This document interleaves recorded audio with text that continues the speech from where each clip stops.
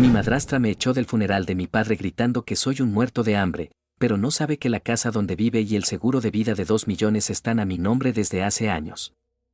Estoy escribiendo esto desde el estacionamiento de la funeraria, con las manos todavía temblando sobre el volante de mi viejo Toyota Corolla del 2010, no por tristeza. Aunque la muerte de mi padre me ha destrozado el alma en 1000 pedazos porque él era mi único aliado en este mundo, sino por una mezcla de rabia volcánica y una anticipación fría y calculadora de lo que va a suceder mañana a las 9:12 de la noche en la oficina del notario, pero para que entiendan por qué acaban de echarme del funeral de mi propio padre como si fuera un perro callejero y por qué me fui con una sonrisa en la cara que probablemente confundió a todos los presentes.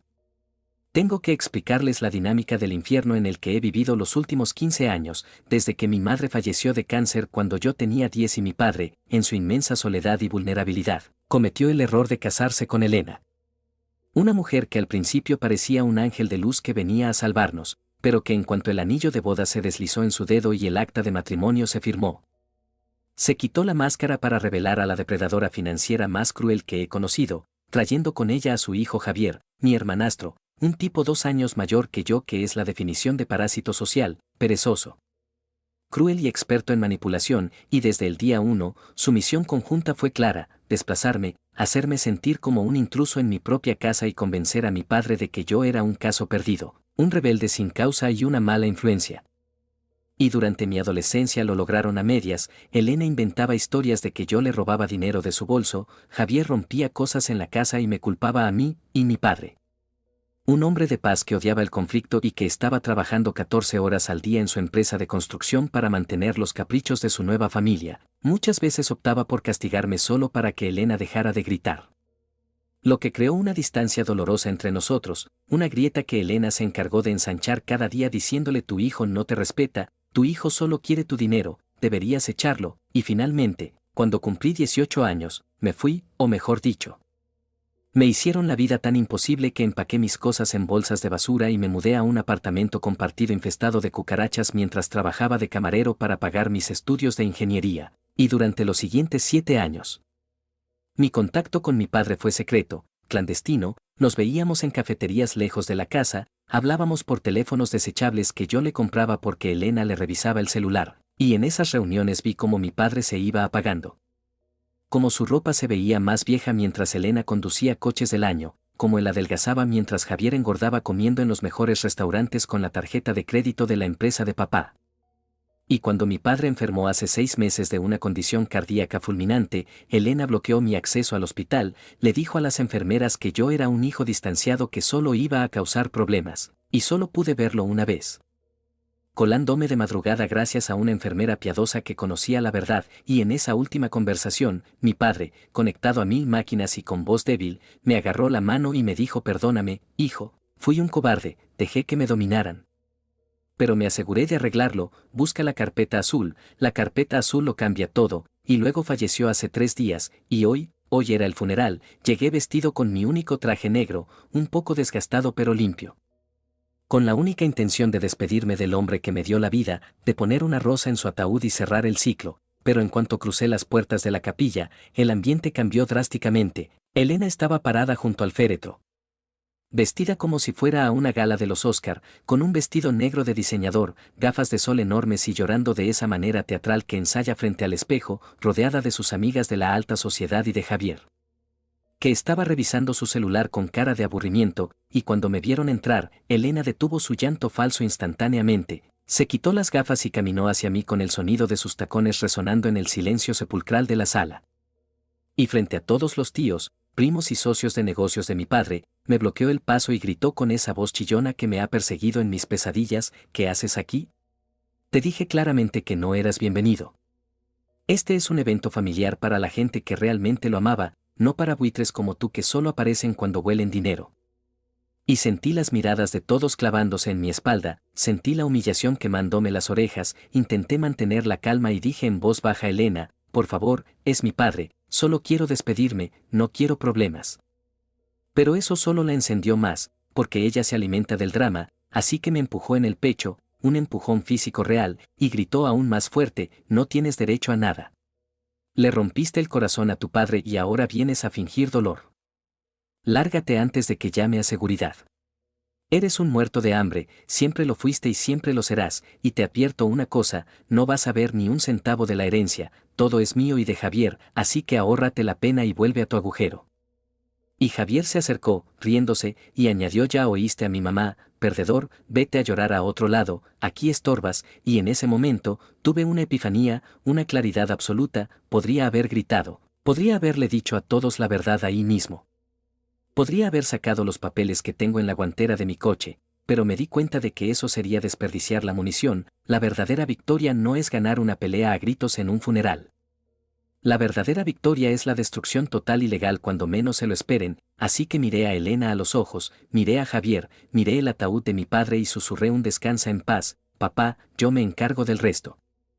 Y me di la media vuelta sin decir una palabra más a mis agresores, salí de la capilla con la cabeza en alto mientras escuchaba a Elena decir a mis espaldas: ven, eso demuestra que no le importaba, ni siquiera luchó por quedarse, y ahora estoy aquí.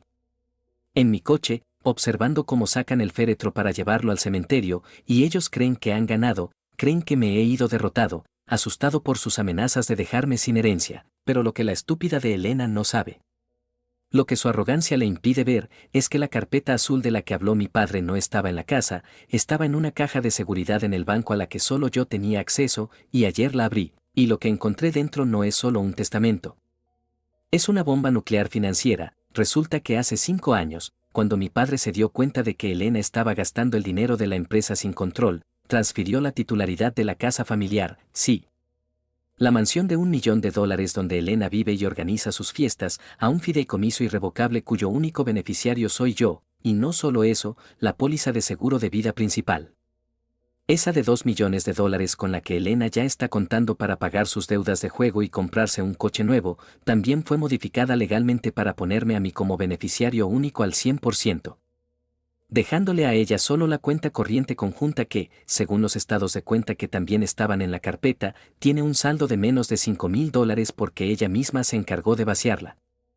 Así que mientras ella llora lágrimas falsas y planea sus próximas vacaciones de lujo, no tiene ni la menor idea de que mañana, en la lectura del testamento, no va a heredar una fortuna. Va a recibir una orden de desalojo de mi casa y la noticia de que está en la quiebra absoluta, y sinceramente, no puedo esperar a ver su cara cuando el notario lea la primera cláusula. La oficina del notario, el señor Sandoval, un viejo amigo de mi padre que siempre me miraba con lástima cuando yo era niño y veía cómo Elena me gritaba, estaba ubicada en el centro financiero de la ciudad. En uno de esos edificios de cristal que huelen a aire acondicionado caro y a decisiones importantes, y yo llegué 15 minutos antes de la hora citada, las 8:45 de la mañana. Con mi carpeta azul bajo el brazo y una calma sobrenatural que contrastaba con el huracán de nervios que debería estar sintiendo, me senté en la sala de espera de cuero. Rechacé el café que la secretaria me ofreció porque mi adrenalina era suficiente combustible, y esperé, observando el reloj de pared avanzar segundo a segundo hacia el momento de la verdad, y exactamente a las 9:10. Porque por supuesto que llegar tarde es su forma de demostrar poder, aparecieron Elena y Javier, entraron haciendo ruido, Elena vestida de luto riguroso pero con joyas de oro que brillaban demasiado. Y Javier con un traje que le quedaba apretado y masticando chicle con la boca abierta, y en cuanto me vieron sentado ahí, la mueca de disgusto de Elena fue instantánea, se detuvo frente a mí. Puso las manos en sus caderas y soltó un suspiro dramático: ¿en serio viniste? ¿No te bastó con la humillación de ayer en el funeral? David, entiende algo, tu padre no te dejó nada, me lo dijo 1000 veces, Elena, tú y Javier son mi única familia, así que no sé qué esperas conseguir aquí, tal vez unas viejas herramientas oxidadas o su colección de libros aburridos. Pero el dinero y las propiedades son para nosotros, así que haznos un favor a todos y vete antes de que el notario tenga que leer en voz alta que tu propio padre te olvidó, y yo simplemente la miré. Me acomodé en la silla y le respondí con una sonrisa leve: buenos días a ti también, Elena, me quedaré, gracias, y ella soltó una risa burlona, se giró hacia Javier y le dijo: déjalo, le gusta sufrir. Y en ese momento la puerta del despacho se abrió y salió el señor Sandoval, con un semblante serio, nos invitó a pasar y nos sentamos alrededor de una mesa de caoba inmensa, Elena y Javier a un lado, ocupando mucho espacio, y yo al otro lado, solo. Pero sintiendo la presencia de mi padre en cada fibra de mi ser, el notario se aclaró la garganta, se ajustó las gafas y abrió una carpeta gruesa que tenía sobre el escritorio, y dijo: bien. Estamos aquí para la lectura del testamento y la ejecución de las disposiciones finales del señor Roberto. Como saben, su fallecimiento fue repentino, pero él dejó sus asuntos meticulosamente ordenados. Elena asintió con impaciencia y dijo sí, sí. Vamos al grano, señor Sandoval, sabemos que todo está a mi nombre, solo díganos cuánto tiempo tardan en liberarse los fondos del seguro y las cuentas bancarias porque tengo facturas de la funeraria que pagar. Y el notario levantó la vista. La miró por encima de sus gafas con una frialdad que heló la habitación y dijo, señora Elena, le sugiero que guarde silencio y escuche, porque las cosas no son como usted cree, y vi el primer parpadeo de duda en los ojos de ella. El notario continuó, el testamento que usted conoce, fechado en 2015, fue revocado legalmente hace 6 meses por el señor Roberto en una sesión privada en esta misma oficina, donde se redactó un nuevo documento de últimas voluntades y se reestructuraron los activos principales bajo la figura de un fideicomiso irrevocable. La palabra fideicomiso flotó en el aire y Javier dejó de masticar su chicle. ¿Qué significa eso?, preguntó Elena con la voz un poco más aguda. Significa, continuó Sandoval, que la propiedad ubicada en la calle Los Robles 450, conocida como la residencia familiar, ya no era propiedad personal del señor Roberto al momento de su muerte, sino que pertenece al fideicomiso legado David, cuyo único beneficiario y administrador es su hijo, David, y el silencio que siguió fue tan absoluto que pude escuchar el zumbido de la bombilla del techo. Elena se quedó con la boca abierta, pálida como el papel, y luego explotó, eso es mentira. Es imposible. Yo vivo ahí. Es mi casa. Roberto nunca haría eso sin decirme. Este idiota te lavó el cerebro. Gritó señalándome, pero el notario ni se inmutó, sacó un documento sellado y lo puso sobre la mesa. Aquí está la escritura de transferencia, firmada por Roberto y notariada. La casa es de David desde hace 6 meses. Legalmente usted ha estado viviendo allí como invitada del fideicomiso, pero la propiedad es 100% de él. Elena agarró el papel, sus manos temblaban tanto que casi lo rompe, sus ojos escaneaban las líneas buscando un error. Pero yo sabía que no lo encontraría porque mi padre blindó ese contrato con los mejores abogados de la ciudad. Esto es un fraude, voy a impugnarlo.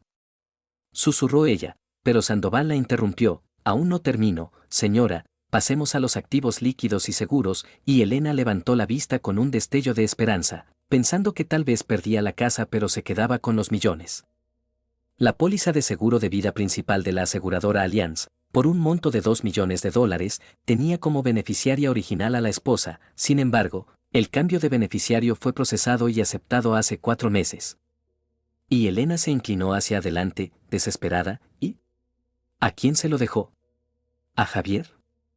Y el notario me miró, me dedicó una pequeña sonrisa casi imperceptible y dijo, el único beneficiario de la póliza de 2 millones es David, y ahí fue cuando el dique se rompió. Javier golpeó la mesa con el puño gritando, ¿qué carajos? Eso es nuestro dinero. Papá nos prometió que nos cuidaría, y Elena empezó a hiperventilar, no, no, no. Tengo deudas. Tengo hipotecas sobre mis propiedades personales. Roberto sabía que necesitaba ese dinero.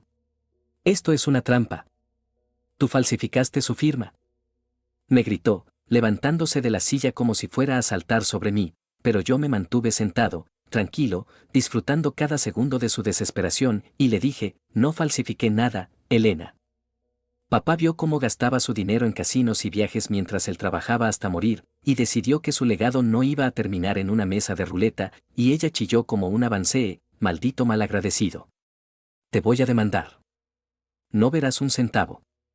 Pero el notario levantó la voz para recuperar el control. Siéntese, señora, o llamaré a seguridad. Todavía queda la cuestión de las cuentas bancarias personales y las acciones de la empresa, y Elena se sentó de golpe. Aferrándose a esa última tabla de salvación, la empresa, la constructora vale millones. Murmuró, y Sandoval asintió, la constructora es un activo complejo. El señor Roberto dejó el 51% de las acciones, que le dan el control total de la junta directiva, a David. Otra puñalada al corazón de Elena. Y el 49% restante se dividirá en partes iguales entre usted y Javier. Elena pareció respirar un poco, pensando que al menos tenía algo, pero entonces Sandoval soltó la bomba final, la que yo sabía que la destruiría. Sin embargo, debo informarles que la empresa actualmente atraviesa una crisis de liquidez severa debido a una mala gestión de fondos en los últimos 2 años, fondos que, según las auditorías, fueron retirados por usted, señora Elena. usando su poder notarial anterior para gastos personales no justificados. Por lo tanto, las cuentas bancarias personales del señor Roberto que ustedes heredan están en números rojos, con un saldo negativo de 45.000 dólares en sobregiros que ahora son responsabilidad de la masa hereditaria, es decir, de ustedes, y las acciones que reciben vienen con la obligación proporcional de responder por las deudas corporativas inmediatas. Y vi cómo el alma abandonaba el cuerpo de Elena, se quedó mirando un punto fijo en la pared, balbuceando deudas, números rojos, pero si él era rico, y Javier se giró hacia su madre con una mirada de odio puro. Mamá, me dijiste que íbamos a ser millonarios. Me compré un coche nuevo ayer a crédito pensando que lo pagaría hoy. ¿Qué hiciste con el dinero? Y empezaron a discutir ahí mismo, Javier reclamándole a gritos y Elena llorando diciendo que era injusto, y yo me levanté, me abotoné el saco de mi traje barato y miré al notario. Gracias, señor Sandoval, creo que hemos terminado por hoy.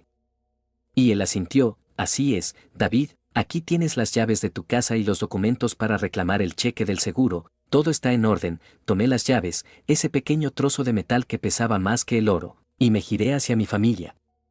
Elena me agarró del brazo, con los ojos llenos de lágrimas de cocodrilo, cambiando su tono al instante. David, hijito, por favor, no puedes dejarnos así, somos familia, no sabíamos lo de las deudas, tienes que ayudarnos. La casa es grande. Podemos vivir todos ahí, yo te puedo cocinar, Javier puede ayudarte en la empresa, y la miré con una mezcla de asco y pena, le quité la mano de mi brazo con suavidad pero con firmeza y le dije, Elena. Ayer me dijiste que era un muerto de hambre y que volviera a mi agujero. Bueno, resulta que el agujero ahora es una mansión de $1 millón y el muerto de hambre es millonario, y en cuanto a vivir juntos. Tienen 48 horas para sacar todas sus cosas de mi casa, y cuando digo todas, me refiero a lo que compraron con su propio dinero, que sospecho que no es mucho, porque voy a cambiar las cerraduras el viernes a las 12 del mediodía. Y si encuentro a alguien dentro, llamaré a la policía por allanamiento, y me di la media vuelta y salí de la oficina, escuchando los gritos desgarradores de Elena y los insultos de Javier a mis espaldas. Sintiendo por primera vez en 15 años que podía respirar de verdad, pero sabía que esto no había terminado, porque una persona como Elena no se rinde sin pelear sucio. Y estaba seguro de que en esas 48 horas intentaría saquear la casa o destruirla antes de entregármela. Las 48 horas pasaron con una lentitud agonizante. Cada minuto se sentía como una hora mientras yo contaba los segundos para recuperar el único lugar que alguna vez sentí como hogar antes de que Elena lo convirtiera en un mausoleo de mal gusto y frialdad. Pero no desperdicié ese tiempo sentado en mi sofá esperando, o no, usé esas horas para blindar mi estrategia porque sabía, conocía en mis huesos, que Elena no iba a empacar sus maletas y salir con dignidad. Así que contraté a 2 oficiales de policía fuera de servicio como seguridad privada para que me acompañaran. No quería que esto fuera una disputa de él dijo, ella dijo, quería testigos con placa y autoridad desde el primer segundo. Y también contraté a un cerrajero industrial y a un equipo de limpieza forense. Sí, así de mal esperaba encontrar la casa, y cuando mi pequeño convoy llegó a la calle Los Robles a las 11:55 de la mañana del viernes, 5 minutos antes de la hora límite. La escena que encontramos confirmó mis peores sospechas y elevó mi presión arterial a niveles peligrosos. Había un camión de mudanzas enorme estacionado en la entrada, pero no era de una empresa respetable, era uno de esos camiones sin marca. Viejos y oxidados, probablemente contratados en efectivo para no dejar rastro, y la puerta principal de la casa, esa hermosa puerta de caoba tallada a mano que mi padre había instalado con tanto orgullo hace 20 años, estaba abierta de par en par. Y pude ver movimiento frenético adentro, así que bajé de mi coche, hice una señal a los oficiales para que se mantuvieran unos pasos atrás pero visibles, y caminé hacia la entrada, y lo que vi al cruzar el umbral me hizo detener en seco. No estaban empacando ropa o cuadros personales, estaban desmantelando la casa, literalmente, vi a 2 tipos con aspecto de delincuentes arrancando los apliques de luz de bronce del vestíbulo. Dejando los cables pelados colgando del techo como venas abiertas, el papel tapiz de seda importada en el pasillo estaba rasgado, como si alguien hubiera pasado una llave a propósito para arruinarlo. Y el piso de mármol estaba cubierto de basura y marcas de arrastre, y entonces escuché la voz de Elena gritando desde el salón principal, cuidado con eso, idiotas. Esa araña de cristal vale $15.000, si la rompen no les pago. Y caminé hacia el salón para encontrarme con una escena dantesca. Elena estaba dirigiendo la operación como un general enloquecido, señalando muebles, cortinas e incluso las tapas de los interruptores de luz para que los cargaran en el camión. Y Javier, mi querido hermanastro, estaba en la esquina con un martillo, no desmontando, sino destrozando la chimenea de piedra caliza, golpeándola con una furia ciega, gritando, a ver si le gusta su casa rota ahora. Y la rabia que sentí fue tan pura y caliente que tuve que cerrar los puños hasta que mis uñas se clavaron en las palmas para no saltar sobre él, alto. Grité con una voz que retumbó en las paredes vacías, y todo el movimiento se detuvo, los cargadores me miraron confundidos, Javier se quedó con el martillo en el aire, y Elena se giró lentamente. Con los ojos inyectados en sangre y el cabello despeinado, pareciendo una bruja acorralada, llegas temprano, escupió ella, todavía no son las 12, estamos sacando nuestras cosas, y yo me reí, una risa seca y sin humor. Y señalé el candelabro de cristal que estaban a punto de bajar, eso no es tuyo, Elena, eso es un accesorio fijo de la casa, propiedad del fideicomiso, al igual que las cortinas que ya arrancaron. Los apliques de luz y la chimenea que tu hijo está vandalizando, y ella soltó una carcajada histérica, yo compré todo esto. Yo decoré esta casa. Es mío. Gritó, caminando hacia mí con el dedo levantado, tú te quedas con las paredes, pero todo lo de adentro es mío, me lo llevo todo, te voy a dejar un cascarón vacío para que te pudras en él. Y en ese momento, Javier tiró el martillo al suelo, rompiendo una baldosa más, y se acercó a mí con esa actitud de matón de barrio que siempre ha tenido. Mira, David, no te metas, estamos tomando lo que nos pertenece, papá nos debía esto. Así que lárgate y vuelve en 2 horas cuando hayamos terminado, o te juro que el próximo martillazo no será para la chimenea, y fue entonces cuando decidí que ya había visto suficiente, levanté la mano e hice la señal. Y los 2 oficiales de policía uniformados entraron por la puerta principal, con las manos cerca de sus cinturones, y el cambio en la atmósfera fue instantáneo. Los cargadores del camión soltaron lo que tenían en las manos y levantaron los brazos instintivamente, sabiendo que esto no era una mudanza legal. Javier retrocedió 2 pasos, pálido, tropezando con sus propios pies, y Elena se quedó congelada. Con la boca abierta, ¿qué es esto?, balbuceó, y yo di un paso adelante, invadiendo su espacio personal. Esto, Elena, se llama flagrancia, verás, sabía que intentarían robar o destruir la propiedad, así que traje escolta, y lo que están haciendo no es una mudanza, es robo mayor. Vandalismo y destrucción de propiedad privada. Me giré hacia los oficiales y dije, oficiales. Quiero presentar cargos contra estas 2 personas por los daños visibles que ascienden a miles de dólares y por el intento de robo de los accesorios de la casa que están listados explícitamente en la escritura del fideicomiso. Y Elena empezó a gritar, no. Es un malentendido. Soy la viuda. Tengo derecho a mis cosas. Pero uno de los oficiales, un tipo grande y serio, se acercó a ella y le dijo, señora, arrancar instalaciones eléctricas y romper paredes no es llevarse sus cosas, es un delito, le sugiero que se calme. Mientras el otro oficial se dirigía a Javier, quien estaba intentando disimuladamente patear el martillo debajo de un sofá, hijo, pon las manos donde pueda verlas, le ordenó, y Javier empezó a lloriquear, fue idea de ella. Yo solo hacía lo que mi mamá me dijo, no me arresten, por favor, vendiendo a su propia madre en un segundo, típico de él, pero la cosa no terminó ahí, porque mientras los oficiales controlaban la situación en la sala, escuché un ruido proveniente de la cocina, un sonido de metal contra metal, y corrí hacia allá seguido por uno de los policías, y lo que encontré me dejó helado. Habían arrancado los electrodomésticos empotrados, el horno industrial, la nevera de vinos, todo estaba en el centro de la cocina listo para ser cargado, pero lo peor es que habían abierto las tuberías del fregadero y el agua estaba corriendo libremente, inundando el piso de madera de roble. Intentando causar un daño de agua masivo como despedida final, cierren la llave. Grité, corriendo a cerrar la válvula de paso bajo el fregadero, mojándome los zapatos caros en el agua sucia. Y me giré hacia el pasillo justo cuando Elena intentaba aprovechar la distracción para salir corriendo hacia el camión con un bolso de mano grande que tenía escondido detrás de una silla. Deténganla.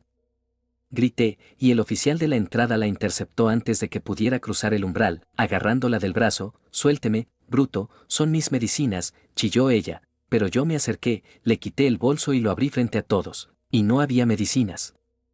Había fajos de billetes, relojes de colección de mi padre que deberían estar en la caja fuerte, y las joyas de mi madre, esas que Elena juró que se habían perdido hace años, el collar de perlas de mi abuela, sus anillos de diamantes.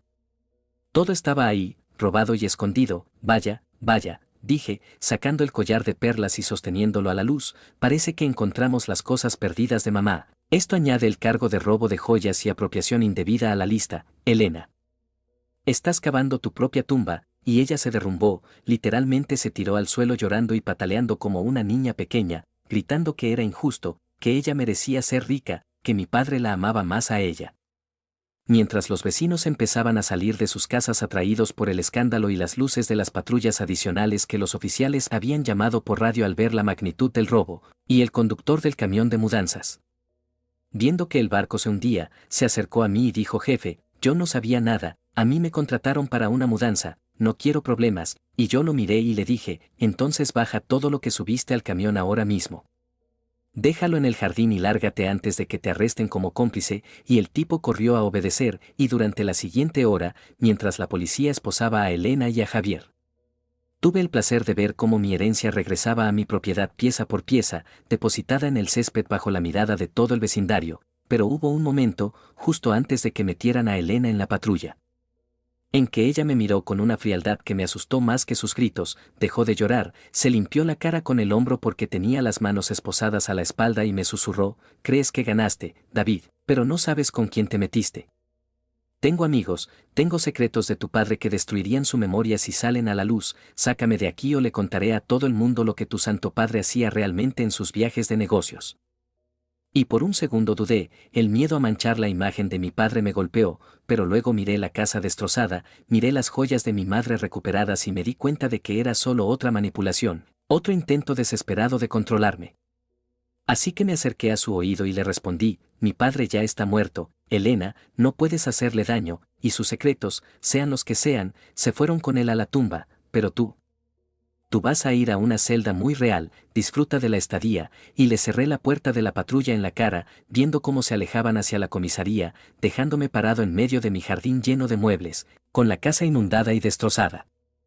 Pero finalmente, Mía, aunque sabía que la amenaza de Elena sobre los secretos de mi padre no era algo que pudiera ignorar tan fácilmente, porque si algo he aprendido de esta mujer, es que siempre tiene un plan B venenoso. Y tenía que averiguar qué era antes de que pudiera usarlo desde la cárcel. Ver las luces rojas y azules de las patrullas desvanecerse al final de la calle Los Robles fue como despertar de una pesadilla febril para entrar en una realidad post-apocalíptica. Me quedé parado en el umbral de mi puerta destrozada, escuchando el goteo constante del agua en la cocina que, aunque ya había cerrado la llave de paso, seguía resonando como un reloj de cuenta regresiva en el silencio sepulcral de la casa, y por primera vez en toda la mañana, la adrenalina bajó y sentí el peso físico de la destrucción. Mi hogar de la infancia, el lugar donde mi madre me enseñó a caminar y donde mi padre me leía cuentos antes de que Elena llegara con su oscuridad, estaba en ruinas. El papel tapiz colgaba en tiras como piel muerta, los muebles estaban volcados y rotos, y el piso de madera noble estaba combado por el agua. Era una escena que hubiera hecho llorar a cualquiera, pero yo no tenía tiempo para lágrimas. Tenía una misión, porque las últimas palabras de Elena: tengo secretos de tu padre que destruirían su memoria, se habían clavado en mi cerebro como una astilla infectada, y aunque una parte de mí quería creer que era un bluff desesperado, otra parte, la parte lógica que conocía la capacidad de manipulación de esa mujer, sabía que ella no lanzaba amenazas vacías, así que saqué mi teléfono. Llamé a la empresa de limpieza forense y reparaciones de emergencia que tenía en marcación rápida y les dije: el código es rojo, traigan el equipo completo, quiero esta casa habitable y segura en 24 horas, el dinero no es problema. Y mientras esperaba que llegaran, decidí que era hora de enfrentar a los fantasmas, así que caminé, esquivando los escombros de vidrio y madera, hacia el único lugar de la casa que Elena y Javier no habían tenido tiempo de saquear completamente. El estudio privado de mi padre, ubicado en el ala este, una habitación que siempre estuvo prohibida para todos menos para él, y al entrar, vi que aunque habían tirado los libros de los estantes buscando una caja fuerte de pared obvia, no habían encontrado lo que yo sabía que existía, porque mi padre, en esos momentos raros de complicidad que tuvimos cuando yo era niño antes de que nos separaran, me enseñó un truco de carpintería que él mismo había diseñado. Me acerqué a la gran estantería de roble que cubría la pared norte, busqué el tercer tomo de una enciclopedia antigua de historia que nadie había abierto en décadas y presioné el panel de madera justo detrás de él. Y con un suave clic hidráulico que sonó a gloria en mis oídos, una sección entera de la estantería se deslizó hacia afuera, revelando no una caja fuerte comercial, sino una habitación de pánico pequeña. Un armario oculto de seguridad que mi padre llamaba el santuario, y al entrar, el aire olía a él, a su colonia de sándalo y tabaco de pipa, y sobre un escritorio metálico inmaculado. Había una sola caja de archivo negra con una etiqueta escrita a mano que decía, para David, en caso de que Elena cumpla su amenaza. Sentí un escalofrío recorrer mi espalda, me senté en la silla giratoria. Encendí la lámpara de escritorio y abrí la caja, esperando encontrar lo peor, tal vez fotos de una segunda familia, evidencia de evasión de impuestos o algo que manchara su nombre para siempre, pero lo que encontré fue mucho más complejo y doloroso.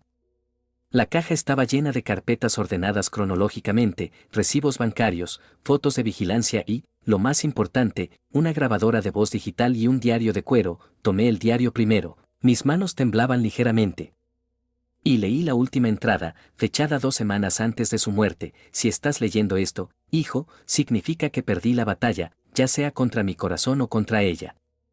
Y sé que Elena te habrá amenazado con mis viajes de negocios a Panamá y las Islas Caimán. Ella cree que tengo cuentas ocultas de lavado de dinero. Cree que soy un criminal porque encontró las transferencias masivas hace 3 años y me confrontó, amenazándome con ir al FBI si no le daba acceso total a las cuentas de la empresa, y yo, por cobardía y por miedo a que el escándalo te salpicara a ti y arruinara tu futuro apellido, dejé que ella creyera esa mentira. Dejé que pensara que tenía poder sobre mí. Dejé de leer un momento, confundido. ¿Mi padre lavaba dinero? Pasé la página rápidamente, pero la verdad, David, es que esos viajes no eran para lavar dinero sucio, eran para limpiar el desorden de Elena. Aquí están las pruebas. Y debajo del diario había una carpeta gruesa titulada Auditoría Forense. Proyecto Verdad. La abrí y mis ojos se abrieron como platos al ver los documentos. Resultaba que Elena, usando sus conexiones sociales y la firma de mi padre que había falsificado digitalmente durante años, había estado desviando fondos de la constructora para financiar una red de apuestas ilegales y préstamos usureros que manejaba su hermano, sí, el tío Roberto, ese criminal, y mi padre, al descubrirlo hace 3 años.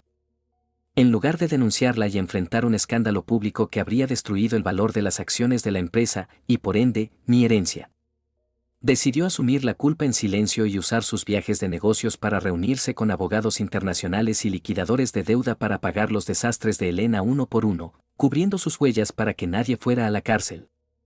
Ella cree que tengo dinero sucio, continuaba el diario, pero lo que tengo son los recibos de que yo pagué su dinero sucio para salvarla. Ella cree que esas carpetas en Panamá son mis crímenes, pero son las pruebas notariadas de sus crímenes, que guardé fuera del país para que ella no pudiera destruirlas, y entonces entendí la magnitud de la jugada maestra de mi padre. Él no era débil, él era un mártir estratégico. Había dejado que ella lo chantajeara con una mentira, que él era el criminal, mientras él recopilaba pacientemente la evidencia de que ella era la verdadera delincuente, esperando el momento justo o, en este caso, dejándome a mí el arma cargada para disparar. Tomé la grabadora digital y le di al play, y la voz de mi padre, cansada pero firme, llenó la habitación. David, en esta memoria USB están las grabaciones de las veces que ella me extorsionó. Admitiendo que ella robó el dinero y que me culparía a mí si yo hablaba, es suficiente para meterla presa por extorsión, fraude mayor y falsificación. Elena cree que tiene una bomba nuclear contra nuestra familia.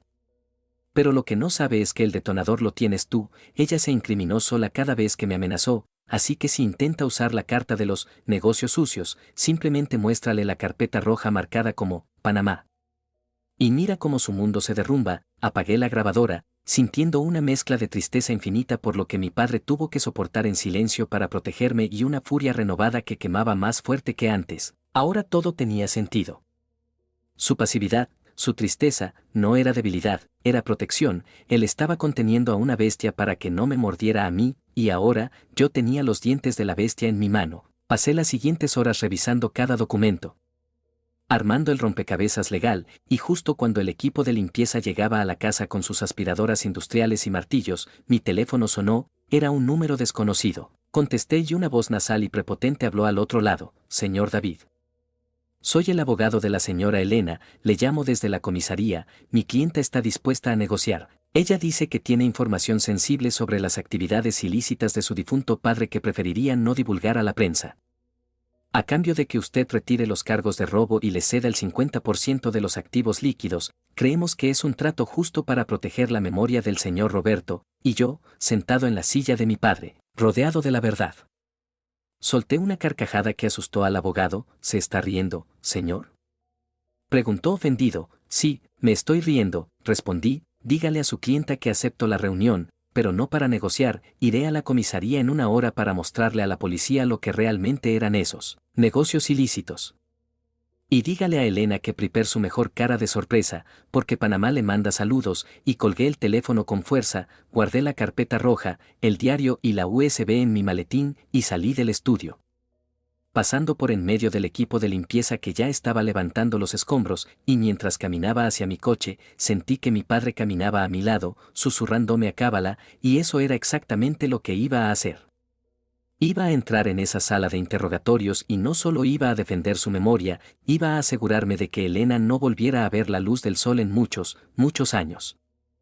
Conducir hacia la comisaría central con el maletín de cuero de mi padre en el asiento del copiloto fue una de las experiencias más surrealistas de mi vida. Sentía una mezcla de ansiedad eléctrica y una calma fría, similar a la que imagino que sienten los soldados antes de entrar en combate, porque sabía que lo que estaba a punto de suceder en esa sala de interrogatorios no solo decidiría mi futuro financiero, sino que limpiaría el nombre del único hombre que me amó incondicionalmente. Al llegar, el ambiente era caótico, típico de una tarde de viernes en el centro, pero mi abogado, un tipo brillante llamado Roberto, sí, igual que mi padre. Una coincidencia que tomé como una buena señal, ya me estaba esperando en la entrada con su traje impecable y una mirada de tiburón que olía sangre en el agua. Le entregué la carpeta roja y la USB sin decir una palabra. Él las revisó rápidamente en el vestíbulo mientras los policías nos miraban, y cuando levantó la vista, su sonrisa era depredadora. David, esto no es solo una defensa, esto es una masacre legal, vamos a divertirnos, me dijo. Y juntos caminamos hacia la sala de reuniones B, donde el abogado de Elena, un hombre bajito y sudoroso llamado licenciado Vargas, nos esperaba junto a una Elena que, a pesar de estar esposada a la mesa de metal, mantenía esa postura altiva de reina destronada, con el maquillaje corrido pero la barbilla en alto, y al vernos entrar, ni siquiera esperó a que nos sentáramos. Vaya, por fin llegas. Espero que hayas traído la chequera porque mi paciencia se está agotando y la prensa está muy interesada en saber qué hacía el respetable Roberto con cuentas en paraísos fiscales, soltó con veneno, y el licenciado Vargas, intentando poner orden, carraspeó y dijo: señor David, mi clienta está dispuesta a firmar un acuerdo de confidencialidad y renunciar a cualquier reclamo sobre la casa a cambio de que usted retire los cargos por el incidente de la mudanza y le transfiera el 50% de los activos líquidos de la herencia. Consideramos que es un precio bajo para evitar que la reputación de su padre quede destruida por una investigación federal por lavado de dinero. Me senté lentamente, puse el maletín sobre la mesa y miré a Elena a los ojos, ignorando a su abogado.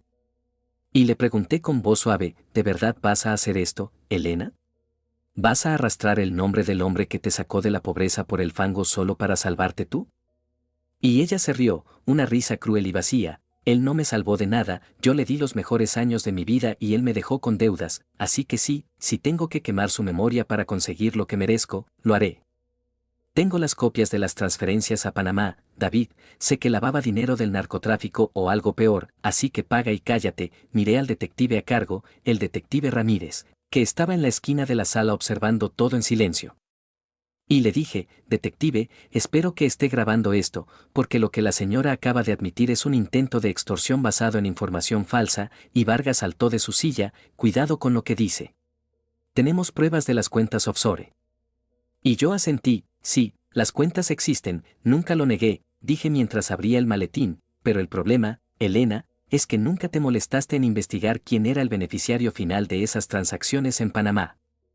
Saqué la carpeta roja titulada «Verdad» y deslicé el primer documento hacia Vargas, quien lo tomó con ceño fruncido. Esa es una transferencia de $500,000 fechada en 2019 desde la cuenta corporativa de mi padre hacia una empresa fantasma llamada Inversiones El Caribe, registrada en Panamá, expliqué, y Elena sonrió triunfante. ¿Lo ves? Ahí está. Lavado de dinero, gritó, pero yo levanté la mano para callarla. Sigue leyendo, abogado. La página siguiente es el acta constitutiva de Inversiones El Caribe, quien aparece como dueño y firmante autorizado. Vargas pasó la página y vi cómo el color desaparecía de su rostro, sus manos empezaron a temblar ligeramente. No puede ser, murmuró. ¿Qué? ¿Qué dice?, exigió Elena, Y yo se lo dije, dice que el dueño de la empresa es Mario Gómez, tu hermano, Elena, sí, el tío Mario, ese que, desapareció, hace 3 años porque debía dinero a gente peligrosa. Elena se quedó helada. Eso es mentira. Balbuceó, no es mentira, continué, sacando más papeles, aquí están los correos electrónicos entre tú y Mario. Donde tú le dices que vas a tomar prestado dinero de la empresa de Roberto falsificando su firma digital para pagar sus deudas de juego y evitar que lo maten, y aquí, golpeé la mesa con el diario de mi padre. Está el registro personal de mi padre de cómo descubrió el desfalco 6 meses después, y en lugar de denunciarte y mandarte a la cárcel a ti y a tu hermano, lo cual habría destruido el valor de las acciones de la constructora y mi futuro. Decidió asumir la deuda, viajó a Panamá no para lavar dinero, sino para pagarle a los prestamistas de tu hermano y cerrar esa empresa fantasma legalmente, cubriendo tus crímenes con su dinero. El silencio en la sala era absoluto.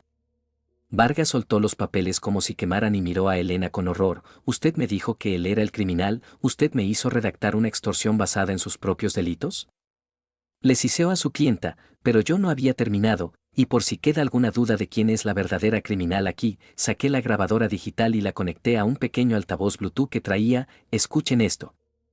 Grabado hace 2 años en la cocina de mi casa, y le di play, y la voz de Elena, inconfundible y llena de malicia, llenó la sala. Mira, Roberto, sé que descubriste lo de Mario, pero si vas a la policía, les diré que fuiste tú. Yo sé falsificar tu firma perfectamente, tengo acceso a tus cuentas, nadie me creerá que una simple ama de casa hizo eso, pensarán que el gran empresario es el corrupto, así que te callas. Pagas la deuda de mi hermano y seguimos jugando a la familia feliz, o te hundo. Y luego se escuchaba la voz de mi padre, rota, diciendo está bien, Elena, lo haré por David, pero esto se acabó. Apagué el audio y miré al detective Ramírez, quien ya se había levantado y estaba caminando hacia la mesa con un par de esposas nuevas. Creo que hemos escuchado suficiente, dijo el detective con voz grave, señora Elena, además de los cargos de robo y vandalismo.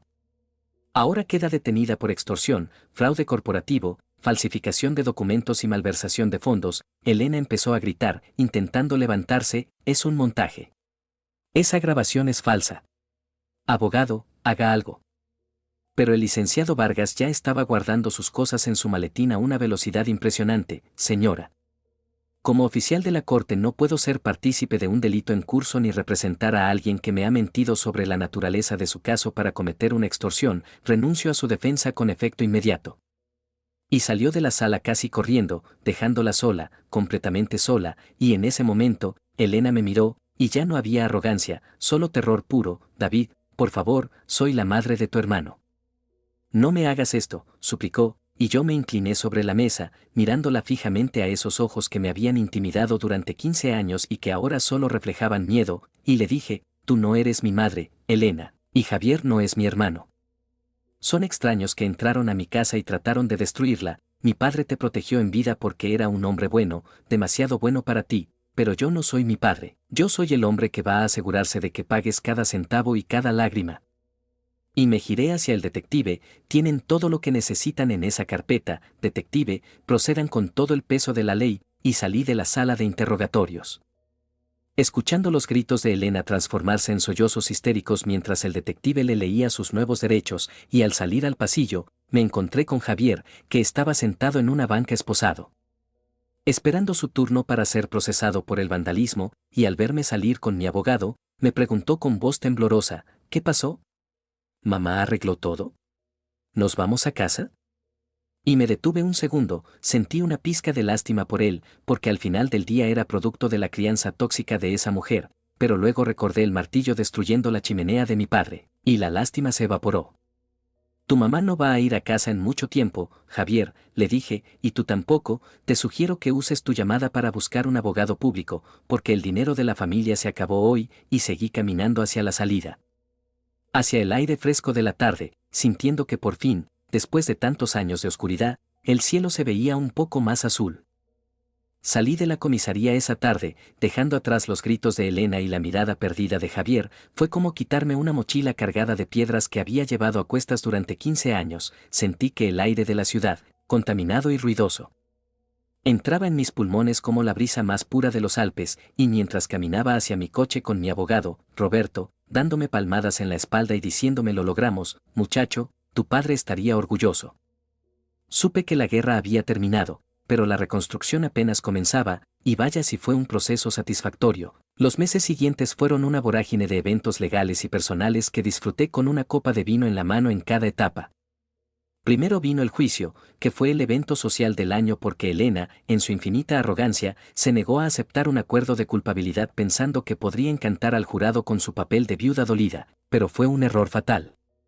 Porque ver al fiscal reproducir las grabaciones de audio en la corte, esas donde ella admitía sus crímenes con esa voz venenosa que todos conocían, fue un espectáculo digno de Netflix. Vi como sus amigas de la alta sociedad, esas que llenaban las bancas el primer día para apoyarla, dejaban de ir una por una a medida que salían los trapos sucios, hasta que el día de la sentencia Elena estaba completamente sola. Y cuando el juez golpeó el mazo dictando una pena de 12 años de prisión efectiva por extorsión, fraude mayor y falsificación de documentos, sin posibilidad de libertad condicional por los primeros 8. Vi cómo su máscara se rompía definitivamente y era arrastrada fuera de la sala gritando maldiciones contra mi padre muerto, una imagen que guardaré en mi memoria como un tesoro. En cuanto a Javier, el hermanastro, su destino fue menos dramático pero igual de patético. Se salvó de la cárcel porque cooperó con la fiscalía entregando más documentos contra su madre a cambio de inmunidad, pero se quedó en la calle, sin dinero, sin casa y sin habilidades laborales reales. La última vez que supe de él fue hace 3 meses, cuando intentó entrar al edificio de la constructora para pedirme trabajo por los viejos tiempos y mis guardias de seguridad, bajo órdenes estrictas. Ni siquiera lo dejaron pasar del lobby. Me contaron que ahora trabaja repartiendo comida en una bicicleta alquilada y vive en un cuarto compartido en la periferia, una dosis de realidad que le hacía falta desde que nació, pero la verdadera victoria, la que me sanó el alma, fue la casa. Recuperar la mansión de la calle Los Robles fue un exorcismo arquitectónico. Contraté a un equipo de restauradores y lo primero que hice fue quemar, literalmente, en una hoguera en el jardín trasero, con permiso de los bomberos, claro, todos los muebles horribles que Elena había comprado, sus cortinas de terciopelo rojo, sus alfombras persas falsas y sus cuadros pretenciosos. Ver esas cosas convertirse en cenizas fue terapéutico, y luego, poco a poco, empecé a devolverle a la casa su esencia original. Reparé la chimenea que Javier había destrozado usando la misma piedra de la cantera original. Restauré los pisos de madera que habían inundado, y saqué de las cajas del sótano las decoraciones de mi madre, esas que Elena había escondido pero no tirado por pura pereza, y al colgar de nuevo el cuadro favorito de mamá en la sala principal, sentí que la casa dejaba de ser un escenario de guerra para volver a ser un hogar, y en el proceso de limpiar el estudio de papá, encontré algo más, una última carta escondida dentro de un libro de pesca, escrita años atrás, donde me explicaba que había creado un fondo fiduciario secreto para mis futuros hijos, blindado contra cualquier esposa o deuda, demostrándome una vez más que él siempre pensó a largo plazo. Siempre pensó en protegerme incluso cuando yo creía que me había abandonado, y ahora, un año después de todo el caos, estoy sentado en ese mismo estudio, que ahora es mi oficina personal, dirigiendo la empresa constructora que hemos logrado sacar de los números rojos gracias a una gestión honesta y al trabajo duro de los empleados leales que Elena quiso despedir y que yo recontraté con aumento de sueldo. La empresa está prosperando. Hemos ganado licitaciones importantes y el nombre de mi padre ha sido limpiado y honrado. Ya nadie habla de los negocios sucios, ahora hablan del legado Roberto y de cómo su hijo salvó el barco. Y en el plano personal, he encontrado una paz que no conocía. Ya no tengo pesadillas con los gritos de Elena, y aunque vivo solo en esta casa inmensa, no me siento solo. Me siento acompañado por los recuerdos buenos que habíamos perdido y que ahora he recuperado. A veces, por las noches, me sirvo un whisky de la reserva especial de papá, me siento frente a la chimenea reparada y brindo por él, por el hombre que tuvo la valentía de ser el villano en su propia historia para que yo pudiera ser el héroe en la mía. Y si algo he aprendido de todo esto, amigos de Reddit, es que la verdad, aunque tarde, siempre encuentra la manera de salir a la luz, y que no importa cuánto intenten enterrarte, si tienes la paciencia y la inteligencia para esperar tu momento, siempre podrás salir de la tumba para reclamar lo que es tuyo. Así que si tienen a una Elena en sus vidas, no se desesperen, documenten todo, guarden los recibos y esperen, porque el karma tiene un menú muy variado y a todos les llega su plato frío.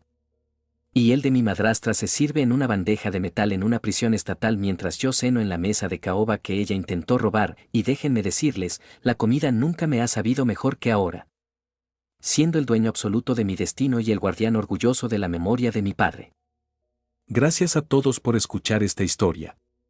Agradecería si se suscriben y dan like, me ayudaría a poder monetizar mi contenido, el cual es mi sueño, y no se olviden de comentar que ayuda a que YouTube me recomiende.